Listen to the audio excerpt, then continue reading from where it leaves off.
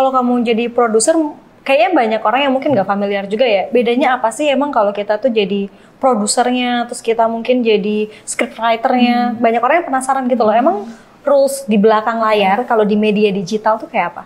Kalau di tempat aku tuh ada produser sama kreatif. Nah kalau ya terus video editor, videographer gitu lah ya.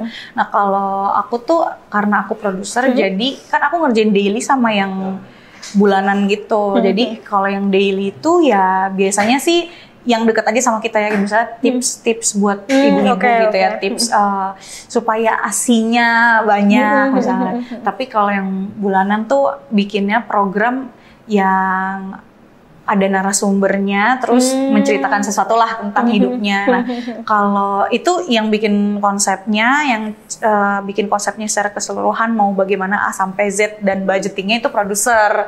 Nah, kalau yang kreatif aku ini yang nyari narasumbernya, yang hubungi narasumbernya gitu-gitu sih. Jadi kayak lebih ke apa ya? Blueprintnya sama produser berarti ya. Gitu. Cuman yang manage executionnya tim kreatif. Oke. Berarti bukan dari tim kreatif yang ngide, terus habis itu produser mencoba merealisasikan gitu. Jadinya kadang-kadang bareng-bareng juga sih sebenarnya. Kan bisa kayak gitu ya kayaknya ya kan. Cuman tetap blueprintnya dari produser ini gitu kan ya. Oke, menarik. Berarti kalau misalnya teman-teman, let's say ini ada lowongan gitu. Kalau pengen gitu kan, kayak kamu tuh judulnya apa? Produser gitu? Produser gitu? Produser, tapi ya itu biasanya, aku nggak tahu ya kalau di media lain tuh kayak gimana. Ada juga yang fresh graduate gitu jadi produser di suatu media, biasanya ada juga, tapi mungkin bukan media besar banget ya gitu. Kalau soalnya kalau yang kayak aku nih harus udah berpengalaman dulu gitu. Jadi kalau yang baru-baru banget ya masuknya kreatif dulu, baru nanti biasanya gitu ya. Betul, nanti baru jenjangnya ke produser gitu. Oke, berarti ada jenjang karirnya ya tetap ya. Terus setelah produser apa nih? Harusnya eksekutif produser ya biasanya tuh kalau di TV eksekutif produser, di media digital juga ada eksekutif produser. Bedanya apa? Bedanya mereka tuh lebih, kalau di aku tuh nggak ada nih, adanya tuh headnya. Terus jadi beliau ini si eksekutif produser ini orang yang menentukan gitu. Jadi kita ngasih banyak banyak bahan makanan nih, terus nanti eksekutif produser tuh yang memilih, menentukan mana yang layak untuk di-share, mana yang enggak gitu. Schedulingnya itu dari kamu juga atau gimana? Scheduling apa nih? Misalnya nih konten yang ini mau let's say di pick up, terus habis itu apakah kamu langsung ngasih tahu atasan kamu, oh ini mau buat hari ibu let's say, atau ini mau buat ini gitu, atau itu gimana? Biasanya kita yang konsep dari kamu ya? Gitu. Terus dikasih ke mereka, ke eksekutif produser, baru oh iya boleh yuk kita bikin gitu. Ya, emang kalau di TV prosesnya lebih panjang, tapi kalau aku yang di sini nggak sepanjang itu sih. Paling hanya ke satu atasan aja, habis itu approve, udah jalan. Scriptwriter berarti under si kreatif? Scriptwriter, iya. Betul. Terus tim yang bantuin kamu nggak ada gitu? Kamu kerja sendiri gitu? Aku single kontributor. Aku sendiri. Bener kan? Iya, dari ceritamu kayaknya single kontributor gitu ya? Tapi ya itu tadi, tim aku kan kreatif sama videographer, video editor yang alhamdulillah tuh kita solid banget. Jadi kadang aku juga bisa tuker pikiran sama mereka. Aku tuh pengen bikinnya gini loh. Kamu bisa nggak mewujudkannya misalnya kayak gitu. Oh bisa mbak, bisa. Oh ya udah gitu. Jadi emang itu sih perlunya diskusi. Aku gitu. juga jadi tertarik loh. Ayo loh. Apa pindah gitu ya.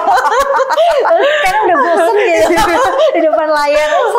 Soalnya emang di belakang layar sebenarnya menyenangkan ya. Buat aku juga menyenangkan sih. Enggak, kamu udah di depan layar aja. Aduh. Mau dikasih job sepertinya.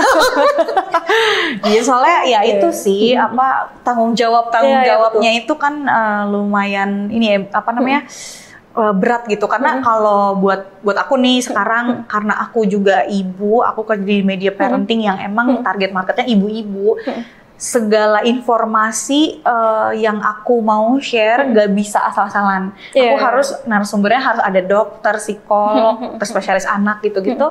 Itu semuanya harus benar-benar kredibel kan. Jangan sampai informasi yang aku kasih tuh salah gitu. Jadi aku ngerasa pengen berbagi aja gitu buat ibu-ibu semuanya, supaya mereka tuh tahu informasi yang benar, misalnya soal ini ya parenting lah, cara mengatasi anak tantrum gitu misalnya, itu kan banyak banget yang perlu kan. Jadi aku sih pengennya sebisa mungkin kita emang kasih informasi yang se insightful mungkin. Betul gitu. gitu. Oh, Ada bebannya itu. risetnya tuh dari kamu juga apa gimana? Ya, biasanya ada kan kayak ada meeting satu tim besar gitu yang temanya bulan ini apa nih, terus narasumbernya siapa aja yang mau kita cari, itu bisa bareng-bareng. Nah karena aku di video kan artikel ada sendiri, yang di video kan harus lebih ini dong ya, karena tim videonya ya visual, berkaitan sama visualnya gitu, jadi emang benar-benar harus lebih apa ya, lebih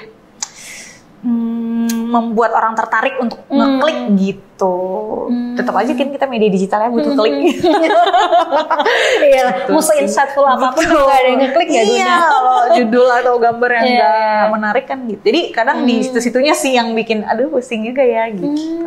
Tapi ya itulah serunya kalau di dunia kreatif ya. Kadang apapun ide yang kita punya, nggak apa-apa diomongin aja, diskusi gitu.